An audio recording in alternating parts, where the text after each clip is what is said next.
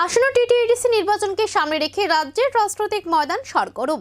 এবার শান্তির বাজারে শক্তি প্রদর্শন করল ভারতীয় জনতা পার্টি। বুধবার শান্তির বাজারে রাজপথ কাঁপিয়ে বিজেপির বিশাল মিছিল।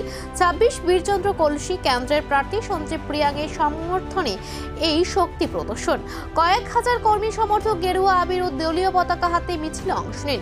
বর্ণাঢ্য এই মিছিলে সাধারণ মানুষের উপস্থিতি ছিল চোখে পড়ার মতো।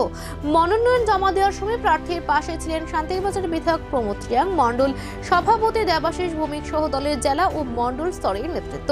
র্যালি শেষে সঞ্জীব রিয়াং শান্তির বাজার মহকুমা শাসকের কার্যালয়ে পৌঁছে আনুষ্ঠানিকভাবে মনোনয়নপত্র জমা দেন।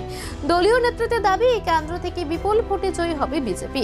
শান্তির বাজারের এই শক্তি প্রদর্শন নির্বাচনের আগে রাজনৈতিক সমীকরণে নতুন মাত্রা যোগ করেছে বলে মনে করছেন বিশ্লেষকরা।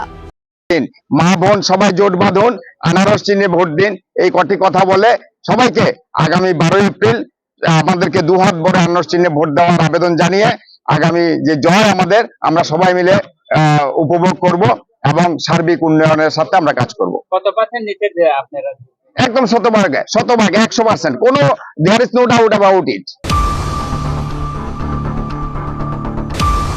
Jene regnai senana ni bagoi khuteng bakha ulobe continue tongnai bai kene jene health sector jene limited fund jotun saimano hiaba jeng